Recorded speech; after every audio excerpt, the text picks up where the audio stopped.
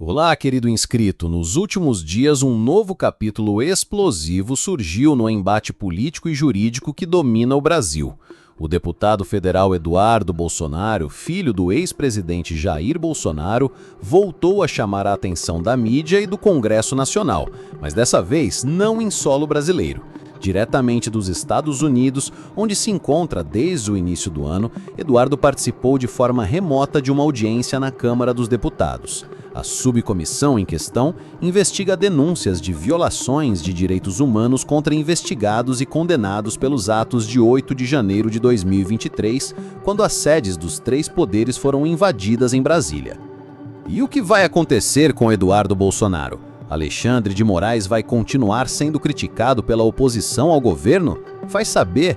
Antes de ver toda essa treta, se inscreva para ver todos os dias novas notícias e não perder nada da nossa política e da política internacional. Seja bem-vindo. Apresente ao Congresso americano, à Casa Branca, e levarem informações que culminaram na sanção Magnitsky contra Alexandre de Moraes, que ainda vai piorar, eu tenho certeza disso. Não só para ele, mas pessoas também no entorno dele. A audiência virtual do deputado não passou despercebida. Em um discurso inflamado, Eduardo Bolsonaro atacou diretamente o ministro Alexandre de Moraes, do Supremo Tribunal Federal. Sem medir palavras, ele afirmou que Moraes é o maior violador de direitos humanos da história do Brasil. Segundo o parlamentar, o ministro teria ultrapassado todos os limites da Constituição e se transformado em uma espécie de figura autoritária que concentra em suas mãos poderes desproporcionais. Mas Eduardo não parou por aí. Ele foi ainda mais longe, declarando que Moraes merece sanções internacionais, numa referência às medidas impostas recentemente pelos Estados Unidos contra o ministro dentro do chamado Ato Magnitsky.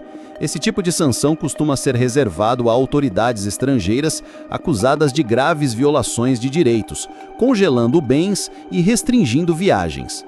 Para Eduardo Bolsonaro, a conduta de Moraes se encaixaria nesse mesmo perfil. Durante sua fala, o deputado também aproveitou para justificar a ausência do pai, o ex-presidente Jair Bolsonaro, em diversas audiências e convocações recentes. Ele afirmou que o passaporte do ex-presidente foi apreendido por ordem de Moraes, o que, na visão da família, se configura como mais uma forma de perseguição política. Segundo Eduardo, a situação demonstra como o judiciário brasileiro estaria sendo utilizado para neutralizar adversários, transformando investigações judiciais em ferramentas de intimidação. O parlamentar disse ainda que não pretende retornar ao Brasil enquanto esse cenário não for alterado. Em suas próprias palavras, enquanto houver perseguição e violações, ele permanecerá no exterior. Ocupantes da cadeira presidencial mandam centenas de milhões de reais para youtuber e não falam nada, enquanto que contra nós tem um inquérito da fake news aberto em 2019, mais de 6 anos, e não conseguem comprovar absolutamente nada. Uma fala que aumentou ainda mais a tensão política em Brasília, onde aliados do governo enxergam um discurso calculado para desgastar as instituições, enquanto apoiadores de Eduardo veem nele um porta-voz contra abusos de poder.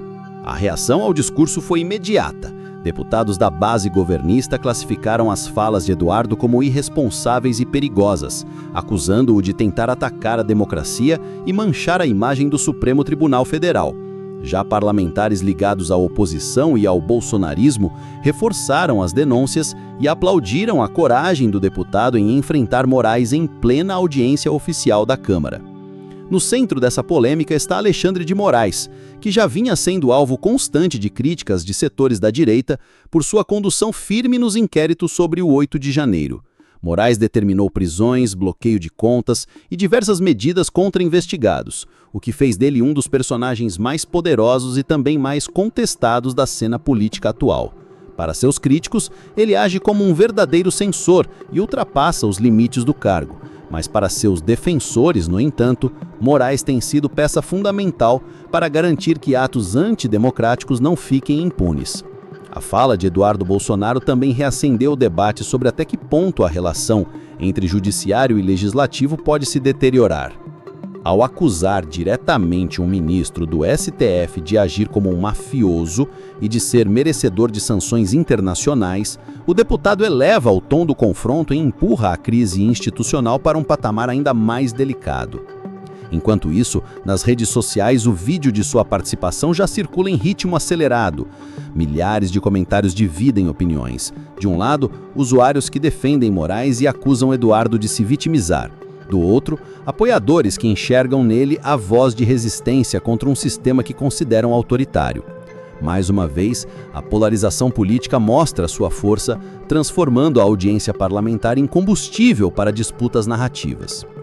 O episódio deixa no ar perguntas que seguem sem resposta. Quero saber de vocês, até onde vão as acusações contra Alexandre de Moraes? O Supremo reagirá de alguma forma a esse discurso? E Eduardo Bolsonaro permanecerá nos Estados Unidos como espécie de exilado político ou retornará breve ao Brasil? Na minha opinião, em meio a acusações de perseguição, denúncias de violações de direitos humanos e ameaças de sanções internacionais, o clima político do país tende a continuar ainda mais instável. Eduardo Bolsonaro escolheu o confronto direto. Moraes, por sua vez, mantém o silêncio institucional. Mas por quanto tempo essa guerra de narrativas poderá ser contida?